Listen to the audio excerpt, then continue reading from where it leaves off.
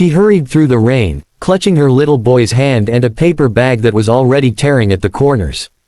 Her cheap shoes splashed through puddles as she ran toward the black luxury car parked by the curb. "Sir, are you my Uber driver?" she panted, sliding into the back seat without waiting for an answer. The man in the driver's seat turned slowly, eyes sharp yet calm. He opened his mouth to respond, but what he said next would change her entire life forever. "So before I take you into this emotional journey, don't forget to hit like, subscribe, and stay till the end, because this story might just remind you that miracles often wear disguises." The woman's name was Emily Carter, a 29-year-old single mom trying to hold her world together with fragile strings of hope. Her husband had left years ago, leaving her with their 5-year-old son, Eli, and a mountain of unpaid bills. Every morning, she woke up before sunrise, packed sandwiches for her son's school lunch, and took 2 buses across town to her cleaning job at a local firm. Today, she was late. The rain had slowed the buses, her shoes had soaked through, and Eli had woken up with a slight fever. She had no umbrella, no car, and no backup plan, only desperation. When she saw that shiny black car waiting in front of the building, her exhausted mind assumed it was the Uber she ordered. She got in without even glancing properly at the driver. But the man wasn't a driver. His name was Nathan Hale, the newly appointed CEO of Hale Dynamics, the very same company Emily was starting a janitorial position at that day. Dressed casually in a gray hoodie and jeans, Nathan had come early that morning to quietly observe his employees, to understand the people who worked for him, not just sit behind glass walls.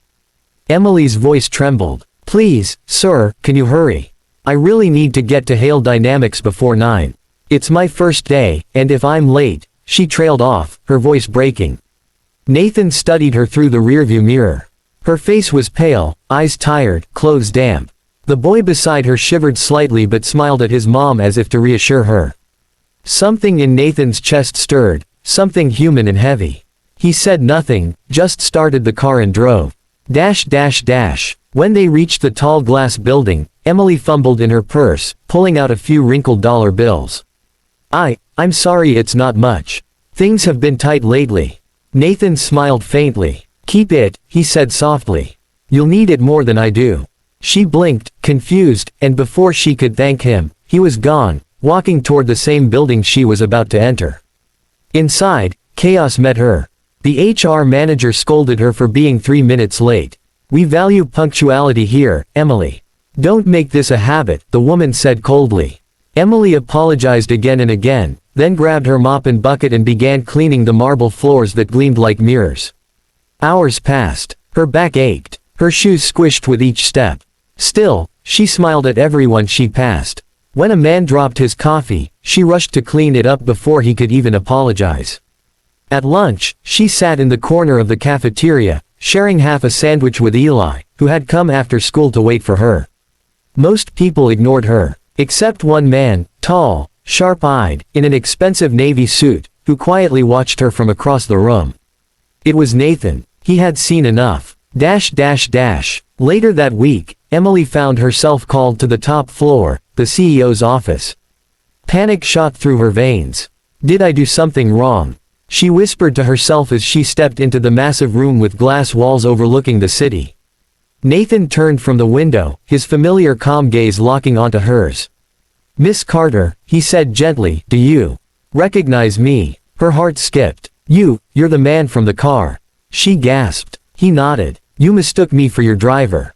Emily's face turned red. "Oh my God, I'm so sorry, I didn't mean." He lifted a hand to stop her. "No apology needed. In fact, I should be the one thanking you." She stared at him, confused. Nathan walked closer, his voice softer now. "You reminded me of something I forgot a long time ago. What it means to struggle, to fight for something, to care for someone more than yourself." He paused, eyes glinting. "I grew up poor too, Emily. My mother worked 2 jobs and never stopped smiling, just like you." Her eyes welled with tears. He continued, "I watched you this week. You work harder than anyone here. You treat everyone with kindness, even when no one notices. That kind of heart can't go unrewarded." He handed her an envelope. Inside was a promotion letter, personal assistant to the CEO, and a new salary that made her knees weak. I don't know what to say, she whispered. Just say yes, he smiled. And maybe buy Eli a warm jacket with your first paycheck. Weeks turned into months. Emily thrived in her new role. She organized meetings, managed schedules, and slowly gained confidence she never thought she had. Nathan often watched her quietly from his desk, admiring her resilience. There was a quiet respect between them, something deeper than mere gratitude. Eli adored him too. On his 6th birthday, Nathan surprised them with a small party in the office cafeteria. For the first time in years, Emily cried tears of happiness instead of pain.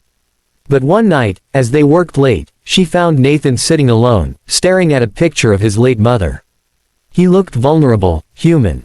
You always help everyone, she said softly, sitting beside him. But who helps you? He smiled faintly. Maybe you just did. And in that quiet office, under the city lights, two broken souls found the courage to believe again, in kindness, in hope, and in second chances. Months later, Emily walked through the same glass doors, not as a struggling janitor, but as a confident professional and partner in a company that now sponsored single mothers across the city. At the grand charity event, Nathan stood beside her, proud. Reporters flashed cameras, asking about their story. Nathan simply said, "She thought I was her driver. Turns out, she was the one who drove me to become a better man."